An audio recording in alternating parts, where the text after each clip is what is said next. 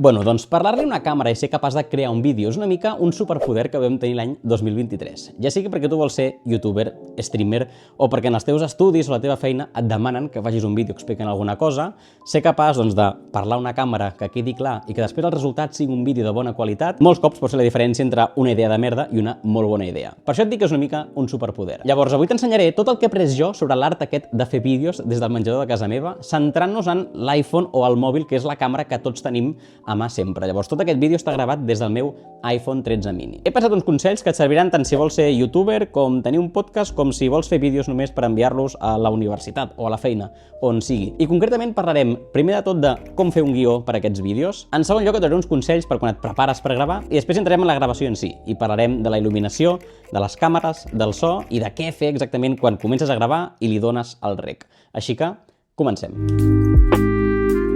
Doncs començarem parlant de l'art de fer guions. És un tema crec que és molt important, però a vegades també és molt personal. Però jo sí que et recomanaria que sempre portis un mínim guió per començar a gravar. Si no el portes, et pot passar que no sàpigues què dir, que parlis de manera desestructurada, que quan portes 10 minuts te'n recordes una idea que podries haver dit fa 10 minuts i et lies i et poses nerviós. Llavors tot això ho podem intentar minimitzar si anem a gravar amb un guió. Com ha de ser aquest guió? Aquí és on entra la part personal i et diria que trobis la manera que et va millor. Hi ha gent que li va molt bé escriure literalment tot el discurs que dirà i després com que se'l mira una estona i el repeteix a càmera. Hi ha gent que només es posa els títols de la secció que parlarà i després espontàniament ho té molt clar i parla d'aquells títols, i els títols sí que li donen una mica l'estructura del seu discurs. Jo personalment trobo un punt entremig, llavors em poso els diferents punts dels que vull parlar i em faig doncs, diferents guions, o sigui, puntets de coses que vull parlar en cada punt. L'únic que he de fer llavors és ara tenir aquí posat fer guions i dir-te aquestes 5 o 6 idees que tinc, me'ls he mirat durant 2 minuts, els he més o menys refrescats de la meva ment i ara et parlo de manera bastant natural, sense haver d'estar constantment mirant les meves notes. Òbviament això depèn molt del tipus de vídeo que faràs. Si és un vídeo més educatiu com els meus, tu vols estructurar molt. Si fas un blog i parles del teu dia, doncs poc guió faràs aquí. I si estàs jugant a videojocs, segurament tot és hiperespontani i no hi ha guió. Troba't quin nivell de notes necessites tu per fer el teu contingut. Però jo sempre recomano un mínim guió per així aclarir les idees, perquè quan estàs escrivint el guió tens més idees i ets creatiu encara i se t'acudeixen més coses per dir, i després també una mica per simplificar l'edició i que després no t'hagis de mirar minuts i hores que has gravat, sinó que tu veus una mica, te'n recordes, havies gravat de manera estructurada i pots anar retallant, pots anar ajuntant els clips molt ràpid i t'estalvies molt de temps a l'ordinador després. Un cop tens fet el guió, que pot durar entre 5 minuts o setmanes, si vols investigar molt una idea i explicar-la molt bé, ja hauríem de passar a gravar, a posar el trípode, posar les llums, però et volia donar 3 consells una mica per ja anar-te mentalitzant i preparar-te per aquesta gravació. El primer és que mai t'oblidis de l'aigua, és superimportant per anar bevent aigua i que no et quedi la boca pastosa, si no costa una mica que el teu discurs s'entengui de manera clara. A més, l'aigua també dona una excusa per fer una petita pausa, que si no a vegades t'embales, vas parlant molt i la gent acaba una mica flipant amb tot el que has dit. Parlant una mica més de vocalitzar, també, a mi m'ha molt bé que en tota l'estona de la preparació, que ara són els següents punts dels que parlarem, és portar un boli o un llapis a la boca i anar a intentar parlar o cantar o el que vulguis, però forçar una vocalització extra.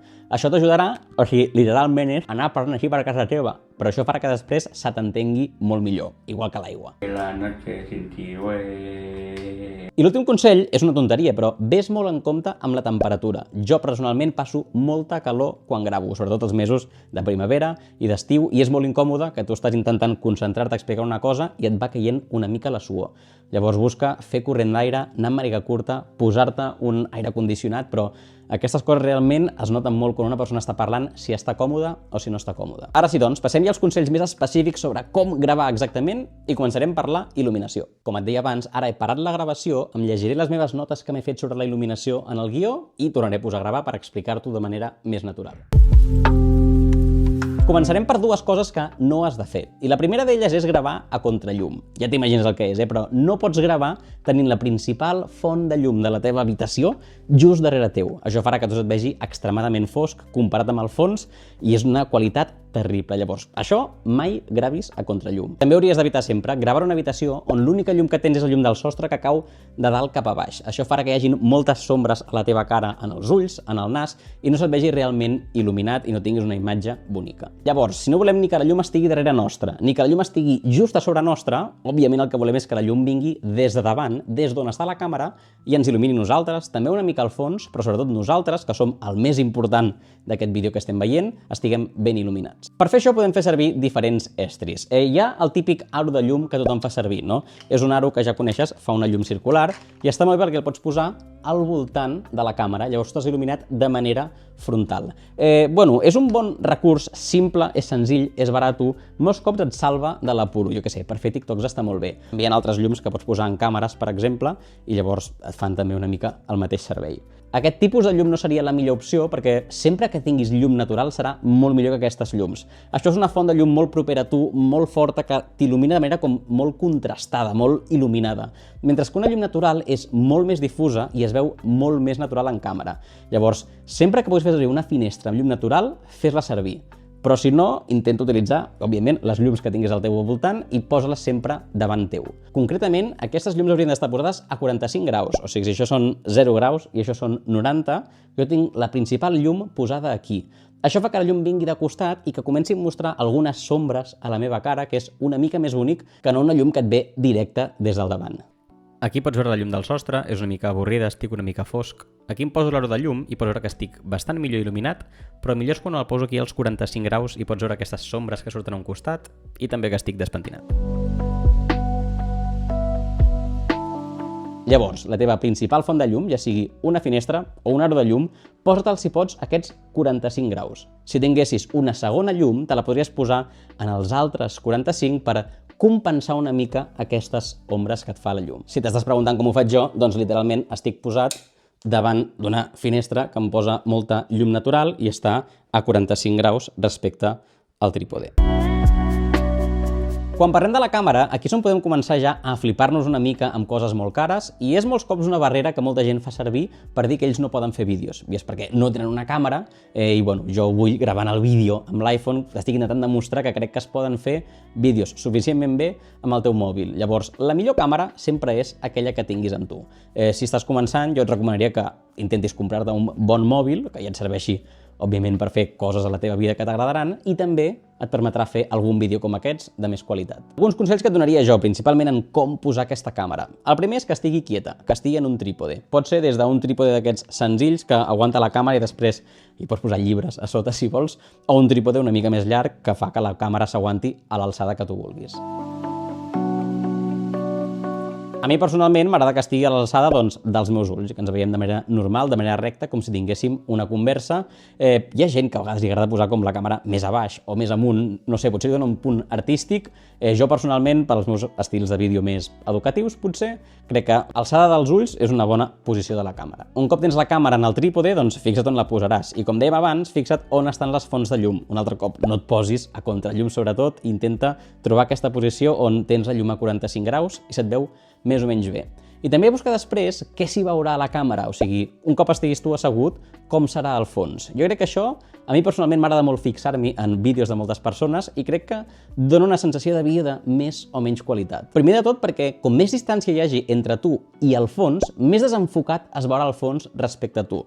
Així és com funcionen les càmeres, I llavors, si tens una paret justament darrere teu, la paret segurament està molt enfocada i això fa que es vegi una mica menys qualitat, no? Ens agrada molt veure una persona enfocada i el fons desenfocat. Això és una mica difícil d'aconseguir amb les càmeres dels mòbils, perquè són petitones, no són de molta qualitat, però, per exemple, els iPhones porten un mode que és el mode cine, que intenta replicar això, i de manera falsa, amb el software, intenta desenfocar el fons i que tu estiguis enfocat.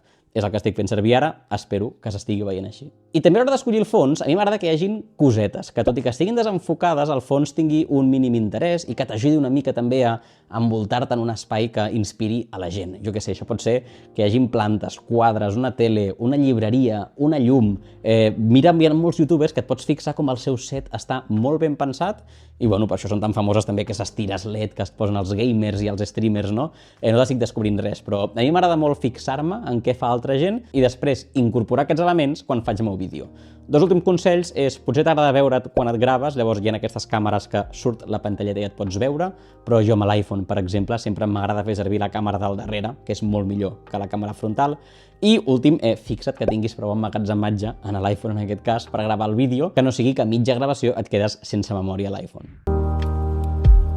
Un cop hem vist la càmera, anem a parlar una mica del so. És un element importantíssim i crec que molts cops és el gran oblidat. Però, sincerament, si a mi em poses a escollir entre un vídeo que es veu més o menys bé, però se sent molt bé, i un vídeo que es veu molt bé però se sent més o menys bé, crec que em quedaria amb el primer, sobretot que hi hagi un bon àudio que pugui entendre les idees i la imatge, si és suficientment bona, ja està bé.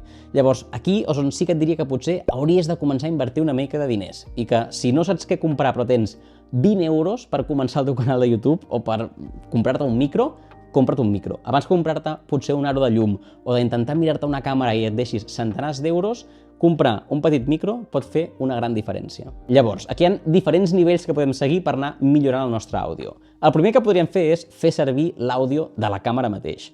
No t'ho recomano. Aquest és un exemple de com es sentiria només amb el micro de l'iPhone. Podríem fer servir també els auriculars, que venen amb molts mòbils, que tenen aquí un micro on també hi ha els controls de volum. Ara estic fent servir el micro dels auriculars. El so millora bastant, però el cable és molt curt i costa una mica dissimular-lo per la samarreta. Podries fer servir uns AirPods, que són Bluetooth, però també tenen un micro. Així és com se sent amb els AirPods, que òbviament queda una mica estrany que portis els auriculars posats. La meva recomanació seria fer servir un micro de corbata. Aquest és el típic bueno, bonito, barato. És petit, s'escolta bé, te'l pots dissimular posant-te'l per aquí la samarreta i Amazon costa com 10 o 20 euros. I després podríem complicar-nos una mica més. Aquest micro, que és com un micro de corbata però és inalàmbric, també tindríem micros que posem a les càmeres de manera que no apareguin a la imatge. Aquest és el micro que faig servir la majoria de vídeos. Està bastant bé, però està posat a la càmera, que faig servir sempre, llavors està una mica lluny de mi i agafa una mica d'eco. Però després amb l'ordinador puc corregir una mica aquest eco, puc netejar una mica el so i se sent bé, és el que faig servir normalment. I finalment, la millor qualitat de so l'aconseguiries amb un micro d'aquests estil podcast. Amb aquest micro ja aconsegueixes la millor qualitat d'àudio, però té alguna complexitat, com que ha d'aparèixer a la càmera perquè ha d'estar molt a prop de la teva boca, a més, és una mica car, i l'has de gravar per separat de la teva càmera. Això no es connecta ni al teu iPhone ni a la càmera, sinó que després tu a l'ordinador has d'ajuntar la imatge amb aquest àudio. Ja et dic que per mi és dels elements més importants, és on segurament invertiria els meus primers euros i seria segurament en un micro de corbata, ara aquí no el tinc posat, però que te'l podries posar llavors tant a la solapa de la samarreta o el podries aguantar així, que també és una mica un rotllo interessant. Un cop tenim el guió, l'ampolla d'aigua, la il·luminació, la càmera, els micros, ara sí que ja podem començar a gravar. I aquí no tinc molts consells a donar-te perquè jo encara estic aprenent a gravar-me i a parlar-li sobretot a una càmera. Però tinc 3 idees que m'he posat aquí. La primera d'elles és que t'enquadris molt bé. A mi em fa molta ràbia quan una cosa no està com molt al centre i llavors, abans que ja et deia que et posis la càmera a una bona alçada i que miris la il·luminació i tot, que també et centris i que et posis d'una manera que estiguis ben incorporat a l'espai. El segon consell, que estiguis el més natural possible. Si no, es nota una mica que estàs com intentant llegir un guió o que estàs molt nerviós. Al principi és difícil estar natural i estar tranquil, però crec que això es guanya amb el temps i has de trobar també una mica la teva energia suficient. I a mi em passa que si et parlo com estaria jo normal, potser es veu una mica avorrit en càmera, però si intento sobreactuar-me una mica o tenir una mica més d'energia, després sé que en el vídeo queda molt més natural i es veu normal. O sigui, crec que la càmera et rebaixa una mica l'energia. Llavors jo quan intento parlar aquí intento estar un grau més enèrgic del que parlaria si estiguéssim a un bar parlant alguna cosa. També et diria que no tinguis por de regravar coses. A mi m'ha passat de gravar un vídeo, acabar el vídeo i dir no estic content de com l'he fet ara, crec que repetiria almenys una part, i després quan el refàs, un cop ja l'has fet tot, el tornes a fer, et surt molt millor. És com el primer cop que cantes una cançó i el segon cop, no? El segon ja te la saps tota i ja saps què et trobaràs. Doncs si has de repetir un vídeo al principi, no tinguis por de repetir-lo. Dona't suficientment temps, equivoca't, o almenys repeteix seccions. Jo, o sigui, la secció d'abans de les càmeres he gravat 4 vegades seguides una cosa que havia de dir perquè no m'agradava com quedava. Llavors, no tinguis por de repetir-te si això el que t'ajuda és a fer un vídeo de millor qualitat, que la idea que tu vols explicar s'acabi entenent bé. I un últim punt és que en el teu vídeo, a part de gravar-te a tu parlant, segurament hi voldràs incorporar uns clips extras, el que s'acostuma a dir com el B-roll. Això seria el A-roll, nosaltres parlant i la càmera, és el clip principal, i després hi ha clips extra que volem posar per ensenyar visualment allò que estem explicant. Per mi el B-roll és molt important i dedico molt de temps i crec que li dona molt de joc en el vídeo, el fa entretingut, fa que hi passin coses. Llavors, no t'oblidis d'això. Potser quan estàs fent el guió ja ho pots posar, o jo quan estic editant el vídeo vaig veient quines imatges m'anirien bé per explicar-te això que t'estic dient i llavors les anoto i després les torno a gravar, però compte això, que gravar el vídeo no és només gravar el A-roll, la càmera amb jo explicant-te coses, sinó que hi haurà altres coses extras que també hi voldrem posar. Però bueno, això en podem parlar un altre dia. Aquests són els 6 consells que et volia parlar avui. Ara obriríem la porta, òbviament, a l'edició, que és el 50 o més % del vídeo, no? És d'aquests clips que hem fet, crear-ne un vídeo final. No ho parlarem avui, però deixa els comentaris si vols un vídeo dedicat a com editar vídeos, els meus consells, com ho faig jo. És una cosa que m'agrada bastant també, però també et dic, és que tot això jo ho estic aprenent. Llavors, deixa els comentaris tant si vols un vídeo de com editar, com si tens consells per gravar que jo creus que m'he oblidat avui o que jo mateix podria aprendre, ja t'he dit, t'estic explicant el que jo he après els últims anys o mesos. I res més, dona un like al vídeo si t'ha agradat, subscriu-te al canal que hi ha moltes idees molt interessants, comparteix-lo si creus que algú li pot ajudar i imagino que ens veurem la setmana que ve amb un nou vídeo. Adeu!